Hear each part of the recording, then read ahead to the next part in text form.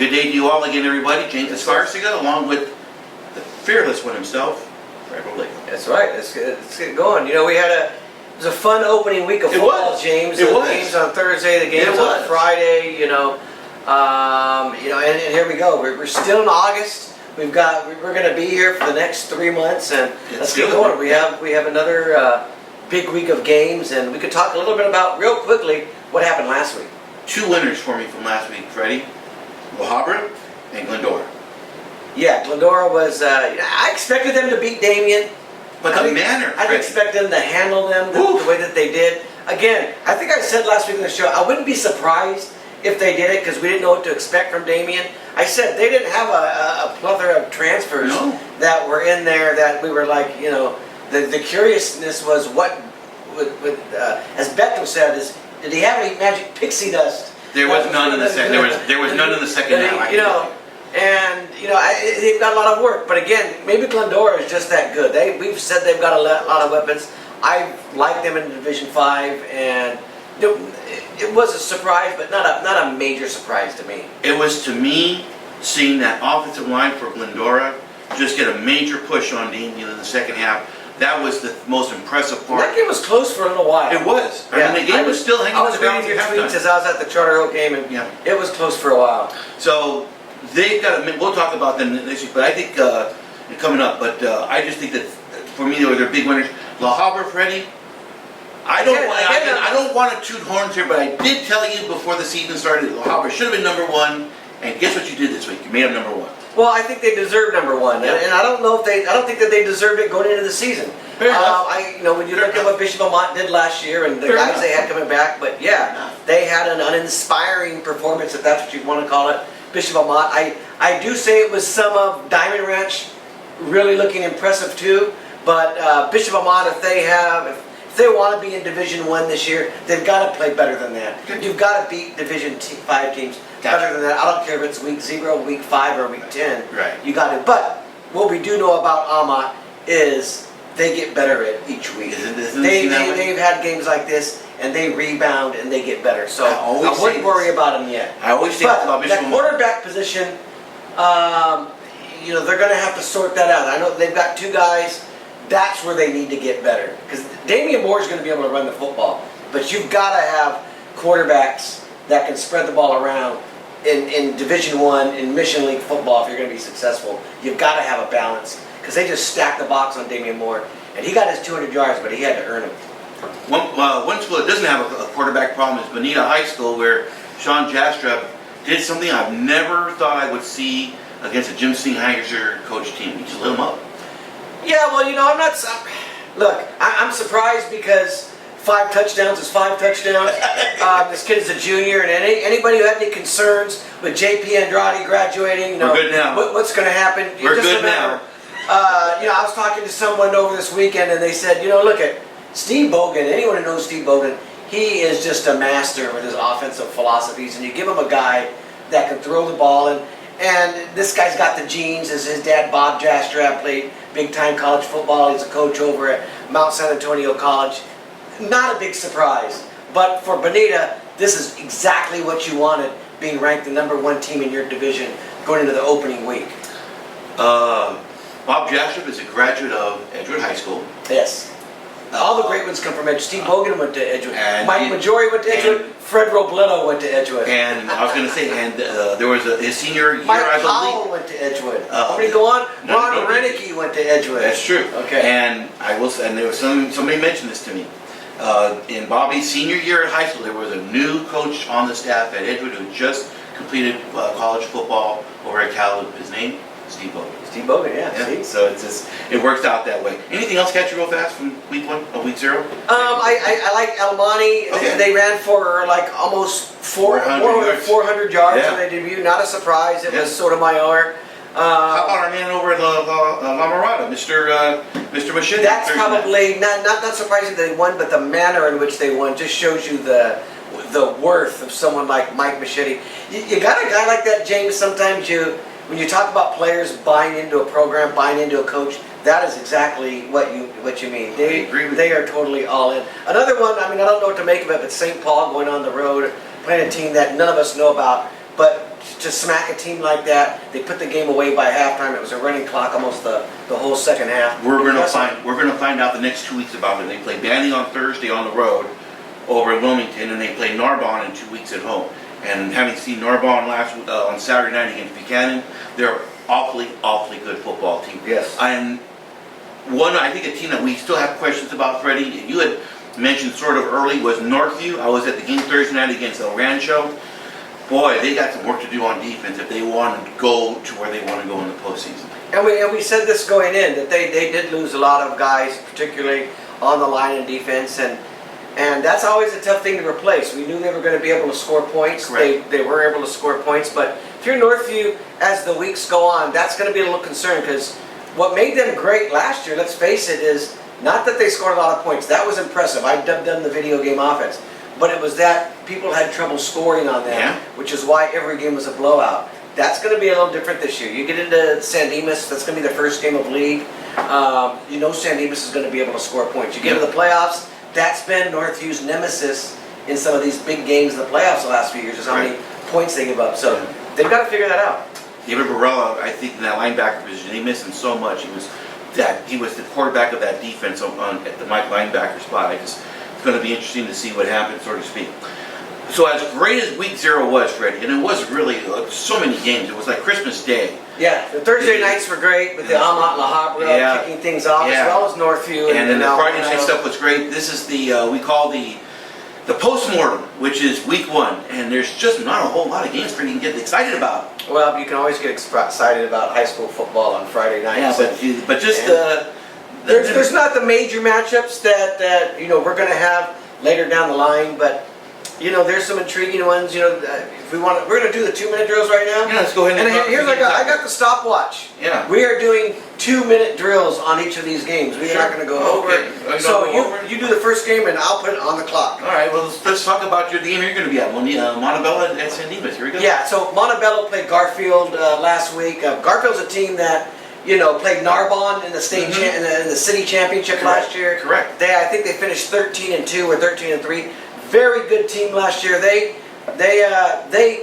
handled Montebello last week. Correct. Pretty well. That's nothing against Montebello. We're going to find out a lot more this week in San Dimas' season opener. San Dimas is a team, obviously, when you look at them over the last, 10, 15 years, back to the Zernico days, they are there every single year. Yeah. I don't know the last time they had a losing season. It's been forever.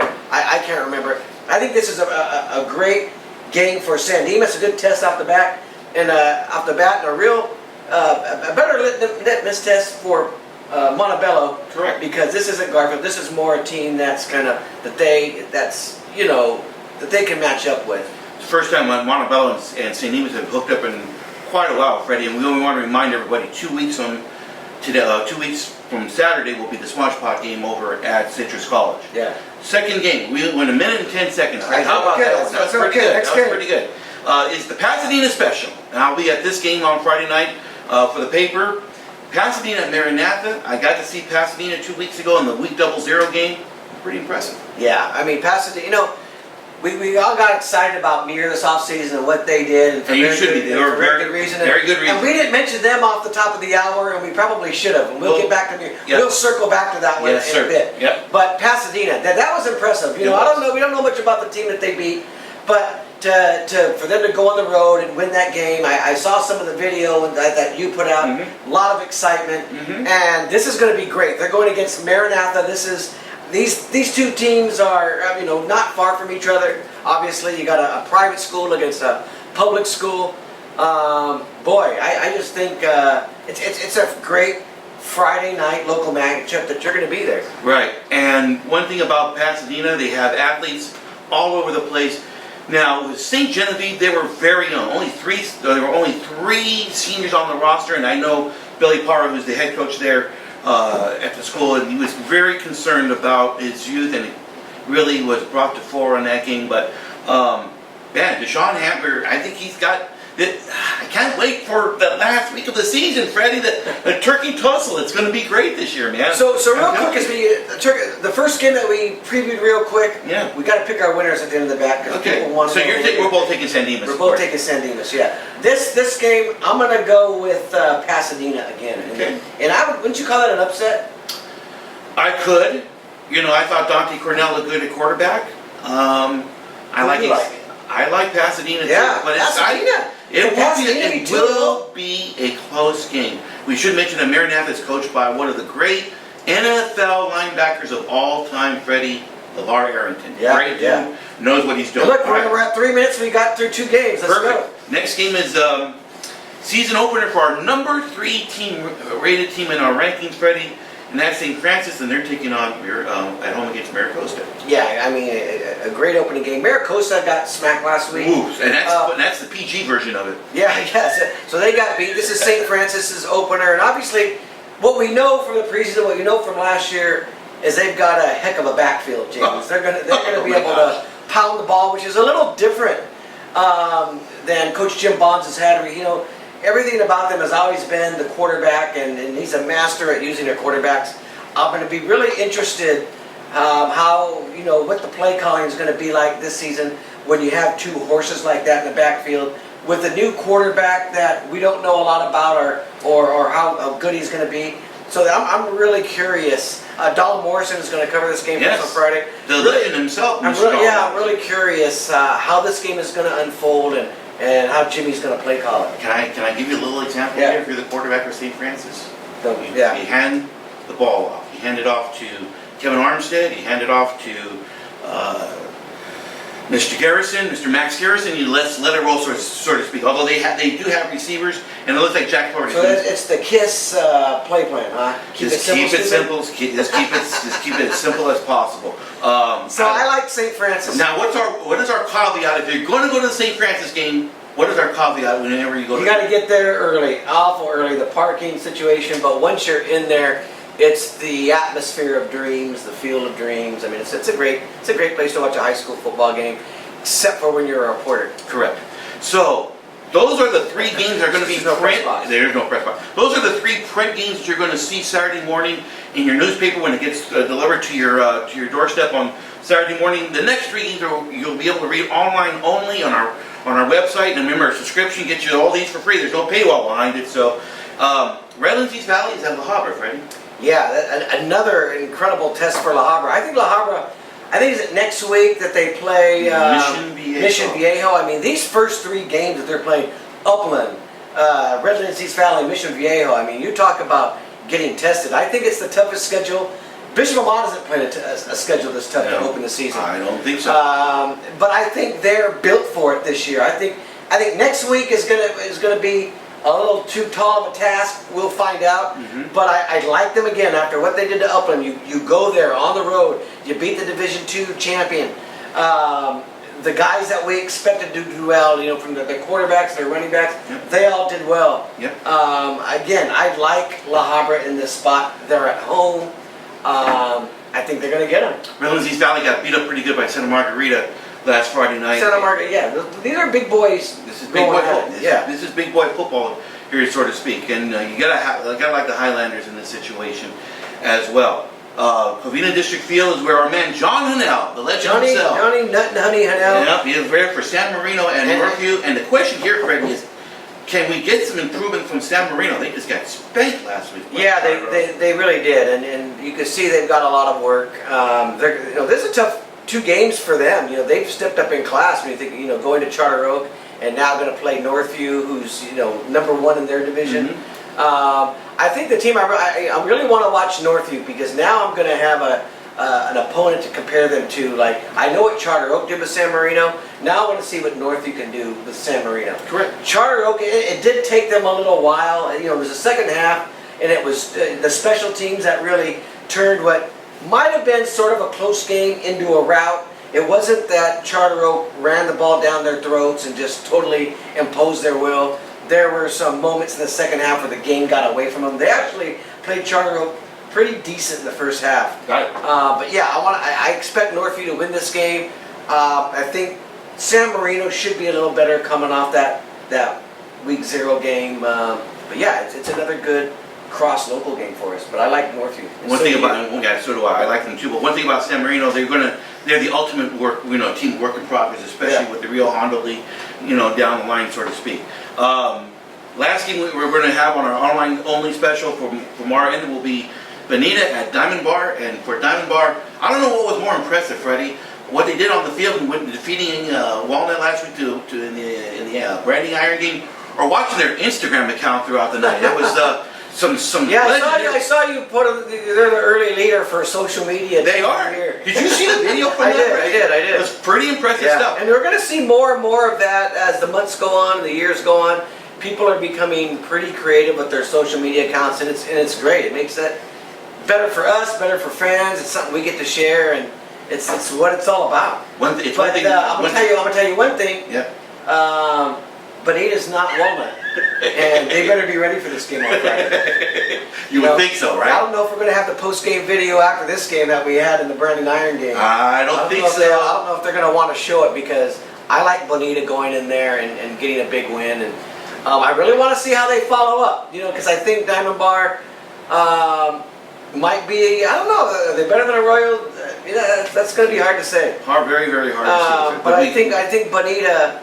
This is another game where I think they'll be able to impose their will, and I want to see how the young kid, Jastrab, does in his second week, now that everyone knows what he's all about. Especially when you're the player of the week in the newspaper this week. That's right. Now, quickly, if we can get to some other games that we'll be online, because we'll probably get them from our brother and other teams in our group, and that's Bishop Amat at Paramount this week. What do you think of that game? Well, you know what? I mean, Paramount is Paramount. You know what you're going to get, and I think with Bishop Amat, they're going on the road. I just really like their defense. From what you had said, what I've seen over the summer, it sounds like they've really kept it simple. The defensive scheme was pretty simple. These guys are flying around the ball pretty good, Freddie. Yeah, well, let me tell you that game against Diamond Ranch. I know they held them to 0. They got the shutout, but Diamond Ranch was able to move the ball in big chunks and big stretches. Remember, they got the ball inside the 5 twice and couldn't score. They really had their opportunities. I didn't think it was a case of Amat forcing them 3 and outs all night. It wasn't like that at all. I think there are some things Amat's got to clean up on defense. Like I said, and I was tweeting some of these things out, Diamond Ranch could have very easily won that game had a few things gone right. It wasn't a 17-0 game where Amat struggled to get their points and just thoroughly dominated them on defense. It wasn't like that. You look at the stats at the end of the game, they were fairly even. But I do like Bishop Amat to look much better in week 2. You'd have to say after this. After this week that Diamond Ranch probably the favorite. Maybe. I thought Diamond Ranch earned some stripes in a game like that. South Hills is another team that won on opening night last week. They defeated Eisenhower, was another CIF sectional champion last year. Now they're on the road for their first road game of the year against Don Lugo, Freddie. Poor Greg Gano. This is going to be a tough game for him to have to go through. I went to the one last year when they played Northview, and when Northview, just smashed them. I expect something similar. South Hills look really good. I mean, let's be honest, they look really good against Eisenhower that opening week. Any concerns with the new coach and how they were going to respond to him and what the offense was going to be like and blah blah blah blah blah. They answered a lot of those questions. They're going to be a team that's got to be dealt with. They're not only the defending champion, but they've got a lot of weapons coming back on offense, and some of those guys play both ways. So, I like South Hills right now. They're going to play La Mirada, I think. That's a couple weeks. In a couple weeks. That's a big game. I think that's one of the games I've kind of circled on my calendar that I think I'm going to probably be at. Should. But I do think South Hills handles this game. We mentioned earlier about Muir. A big win against Mighty Mustangs, probably one of the shockers to me of the weekend. They handled them pretty easily, James. And that is a defending Division 11 champion, Western, that was also in a state championship game. Correct. They're Division 11. They won big. Here's a Division 11. Correct. This week, I think the sledding is a little bit tougher. They have to travel down I-5, get down to the Santa Clarita, and go visit our friends from Hart High School. Yeah, but what was impressive about that win is they have some guys going through the sit-out period, like Jameer Johnson, who you won't see until week 6 when they get in the Pacific League. Yeah. And to be able to beat a team like that with arguably your best player, a guy who's getting Division I, Pac-12 scholarship offers, John Humphreys. Man, that is impressive. I said this about Mirror. Their preseason part of their schedule is probably the toughest part of their schedule, and to open up with a win like that, it's impressive. Now we're going to really know exactly what type of a team they are playing Hart this week, because that's an upper division team that is used to playing big boys. And disciplined too. Disciplined team. So we're going to find out. I do not expect Mir to win this game. This is the one game on the schedule I thought was kind of something they couldn't handle. Without Jameer Johnson and I think a couple other guys who we're going to see later on down the line, I don't think they win this game, but I'm curious if they can make it competitive. 20 plus penalties from the Mustangs is a very concerning factor for me, Freddie. I think there's going to be a lot of teams in week 0 that have a lot of penalties. Yeah. One of those teams, Sierra Vista, everybody was curious about them in week 1. Yeah. They have to rally to beat Gabrielino after all that buzz in the offseason about, the new coaches and, everything that they were going to bring in. I'm talking to Mike, the cousin. He was at that game. They had 1 million penalties in that game. And he was saying part of it was, they were really trying to get dynamic with their offense, running a lot of crazy little offensive formations. And some of the officials didn't agree with some of those things. They kept getting flagged. There were some arguments about it. And their best player, his name escapes me, the big lineman that we were talking about. I know you're talking all year. He didn't play that game for discipline reasons. We'll see if he's back this week. So we're going to hold, we're going to reserve our thoughts for Sierra Vista right now. Let's see how they do that. I think they're playing, I forget if they're playing. Gary, I'm going to look it up. Pomona schools are playing this week. I'm going to put them on layaway. Is that okay? Yeah, I think so. Maybe it was Kenesha. We'll have to look if they're playing one of those. Hey, Covina's playing South Amani, Freddie. I don't know. It's an interesting game because Covina got spanked by Los Altos last week, and spanked really bad. Now they play South Amani. This is one of those games we're going to find out how good the Mission Valley League is going to be, so to speak. Yeah, well, we sort of found out how good Covina is last week. Going to Los Altos and getting spanked like that. And that's for Dale Ziola. That was his debut over at Covina. Obviously, Ziola had been at Los Altos. That was his last head coaching job, where he had really got that program going again, took them to a championship.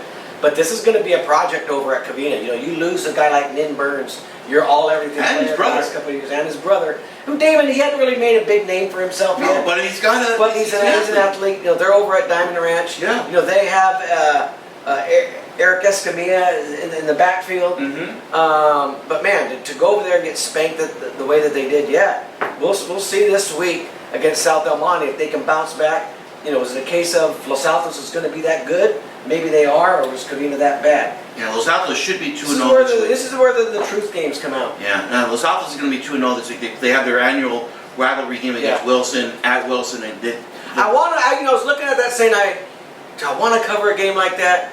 Because it's a rivalry game. Yeah, but we'll follow it up. Wilson has struggled so much, it's like you kind of know what's going to happen. Well, there's one last game we should talk about, Freddie. It's probably the best game that we won't have covered, but I'll be touching on it on Saturday morning on the Saturday morning quarterback, and that's going to be Roosevelt versus Glendora at Citrus College. This is going to be a beauty. Yeah, well, we got to even things out, James. Glendora, we had on the cover last week. That was the big game against Damien. Correct. We want to get to everybody. We have kind of limited resources, but Glendora, this is a good game. It is.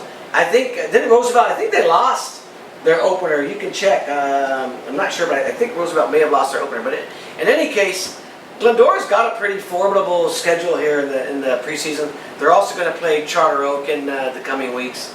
But again, it's a chance for them to continue to show why we have them ranked number 4 in our area, why we think they're going to be a Division 5 contender. Now that they get to go home to Citrus College where they're comfortable. Right. And I like them winning. I like them winning this game. Roosevelt is the team that beat Charter Oak. I want to say 3 years ago for the Division 3s in the Division 3 semifinals. Something like that. And Roosevelt went on to beat St. Francis in that last second field. No, that was Rancho Verde. Rancho Verde. Okay. I knew it East Bell. Okay. Yeah. Okay. But Roosevelt did get an L last week, but to one of the top 10 teams in Southern California, Rancho Cucamonga. They lost 50-31, so they put some points up. So from a strength of schedule point of view, I think Rancho might be better than Damien. And I want to revisit the Damien situation real fast, Freddie, because first off, they have an issue at the quarterback position. I just can't see he's a good returning quarterback. He had put up good numbers. Sometimes you got to say, James, it's not actually the quarterback. It's that Glendor's defense, their line.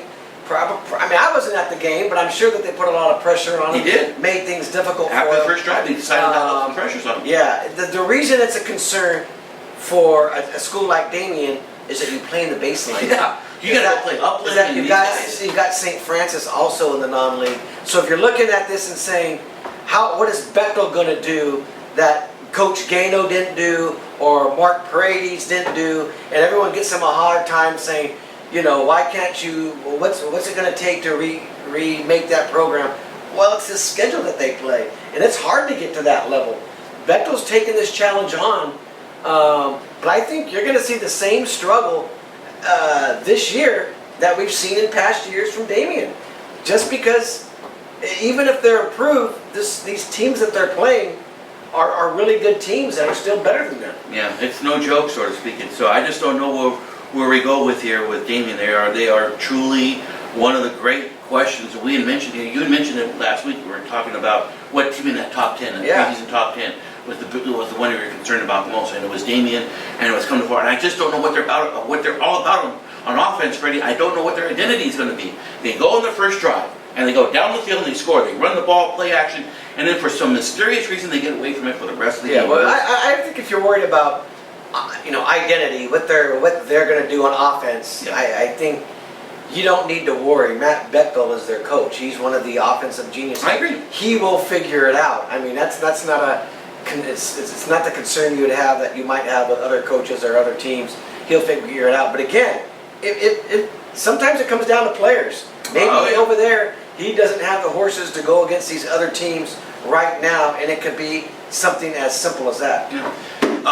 Boy, here we go with another week of football here again. Last week we had so many great matchups and everything. This week we kind of tempered it down a little bit. There's some good matchups, some matchups that maybe aren't as great. But again, it's high school football. It's week 1, and we'll catch everything on Friday night. Freddie, I think we did a pretty good job last week. Yes, we will. We got you've got the one-stop shop with all the game stories, and then throughout the night I'll put together the Saturday morning quarterback and get with it on Saturday. I still can't believe that the Northview quarterback said after the game on video his team was soft in the first half. That was shocking.